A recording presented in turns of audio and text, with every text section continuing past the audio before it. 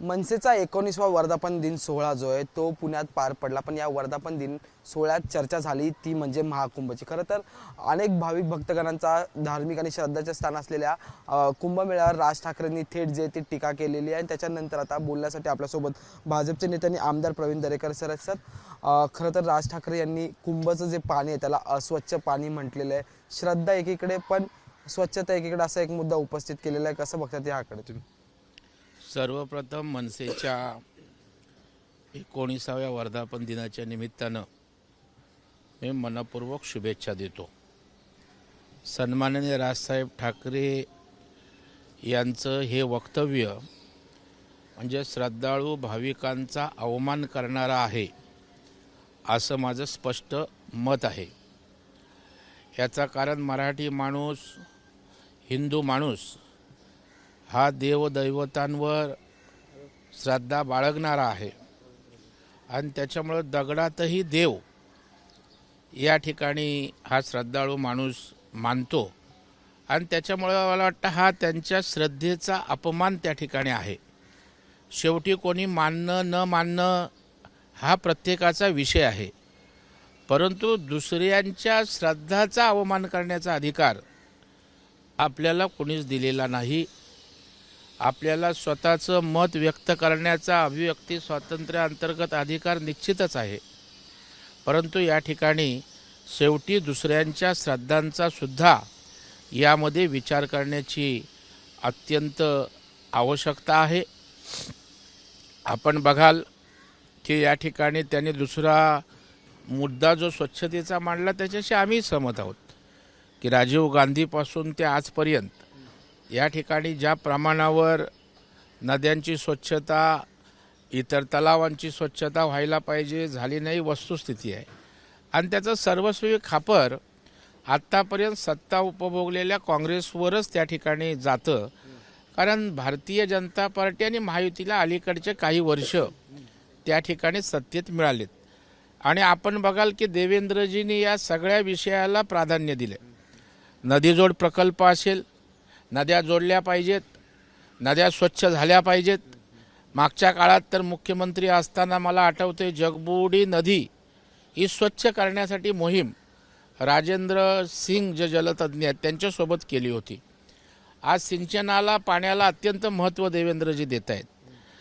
गाळयुक्त त्या ठिकाणी गाळमुक्त धरण आणि गाळयुक्त शिवार असा अभिनव त्यांनी कन्सेप्ट आणले, जेणेकरून त्या ठिकाणी धरण तलाव स्वच्छ होतील आणि बाजूच्या जागेवर त्या ठिकाणी आपल्याला तो गाळ खत म्हणून वापरता येईल।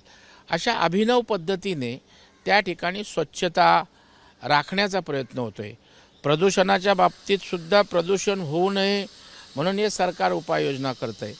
मिठी नदी 25-30 वर्षाच्या काळात ज्यांनी सत्ता उपभोगली त्यांना स्वच्छ करणं जमलं नाही, ते गतीनं त्या ठिकाणी होतं आहे। त्याच्यामुळं मला वाटतं आता स्वच्छतेच्या बाबतीत, प्रदूषण मुक्तीच्या बाबतीत प्रचंड असं काम त्या ठिकाणी होतं आहे। मुंबईत डीप क्लिनिंग होऊन पाण्यानं धुवून काढायचं मुंबई चाललं आहे, त्यानं प्रदूषणावर, धुळीवर आळा त्या ठिकाणी बसतो आहे। त्याच्यामुळं मला वाटतं चांगल्या गोष्टींचं कौतुक झालं पाहिजे आणि प्रत्येकाच्या श्रद्धा प्रत्येकाकडे त्या ठिकाणी असतात, त्यांच्या श्रद्धेला आपण ठेच पोचवायचं काही कारण नाही। सगळ्यात महत्त्वाचा मुद्दा यात असा आहे, जसं तुम्ही नद्यांच्या शुद्धीकरणाचा, नद्या स्वच्छ करण्याचा मुद्दा उपस्थित करता, पण दुसरीकडे देशाचे पंतप्रधान, देशाचे गृहमंत्री असे अनेक महत्त्वाचे राजकीय नेते, राजकीय पटलावर स्वतः महाराष्ट्रातले नेते जे आहेत ते मुख्यमंत्री असतील, उपमुख्यमंत्री असतील, हे या गंगा एकंदरीत संगमावर स्नानासाठी, अमृत स्नानासाठी, शाही स्नानासाठी गेलेले आपल्याला पाहायला मिळाल। आणि त्याच्यानंतर राज ठाकरेंची अशी टिप्पणी येणं जेव्हा की संपूर्ण महाकुंभ संपलेला आहे, अगदी शेवटचा क्षण सुद्धा संपला आहे, अगदी 2 दिवसापूर्वी, आणि त्याच्यानंतर ही टिप्पणी आलेली नाही। मला वाटतं अशी टिप्पणी झाली म्हणून त्या ठिकाणी कॉन्ट्रावर्सी झाली, माध्यमांनाही चर्चेला अशा प्रकारचा विषय असेल तर त्या ठिकाणी जास्त पसरवता येतो।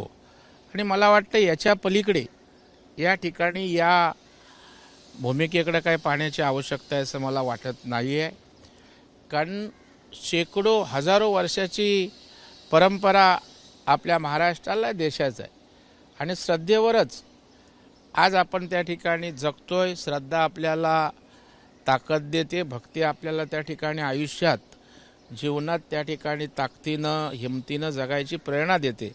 आणि त्याच्यामुळे मला वाटतं श्रद्धा ही अत्यंत महत्त्वाची आहे.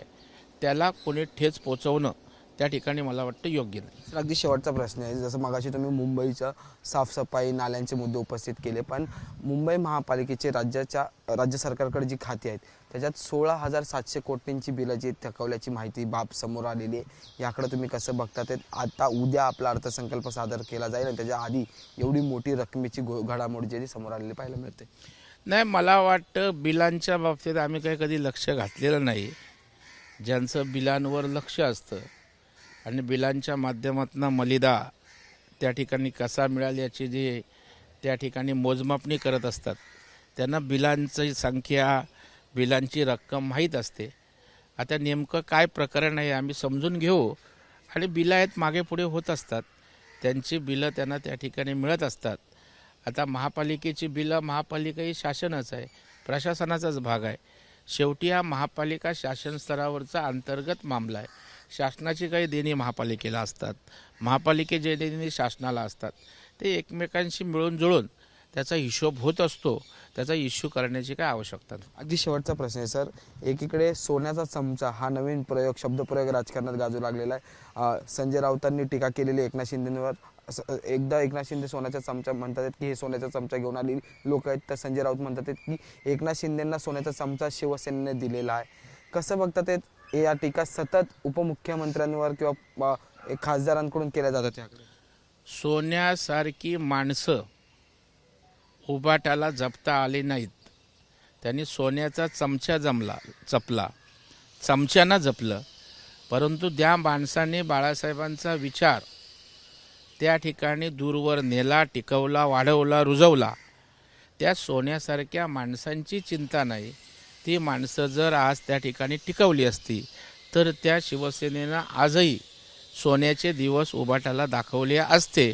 परंतु यांना सोन्यासारख्या माणसांपेक्षा सोन्याचा चमचा महत्त्वाचा वाटतो, आजूबाजूला चमचे महत्त्वाचे वाटतात. हे दुर्दैव. आज संघटना वाढीसाठी मुलुंडमध्ये शिबिर सुद्धा घेण्यात आलेलं आहे. आदित्य ठाकरेंपासून उद्धव ठाकरे सगळे लोक त्या ठिकाणी असतील. एकीकडे तुम्ही म्हणतात की सोन्यासारखी माणसं टिकवली नाही, त्याच्या दुसरीकडे ते लोक नवीन माणसं जोडण्याचा प्रयत्न करतात.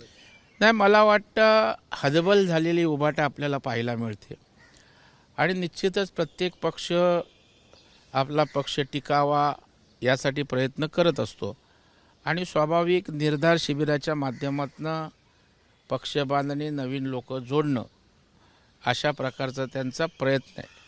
परंतु शेवटी पक्ष हा विचारांवर उभा राहत असतो. शिवसेनेची उभारणी ही मराठी माणसांच्या न्याय हक्कासाठी आणि हिंदुत्वाच्या रक्षणासाठी झाली.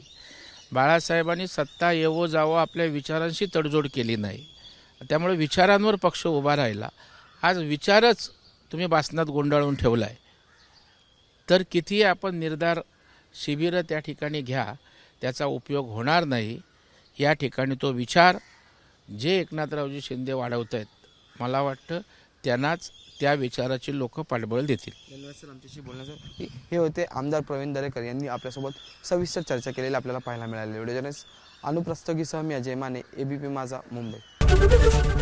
एबीपी माझा, उघडा डोळे बघा नीट.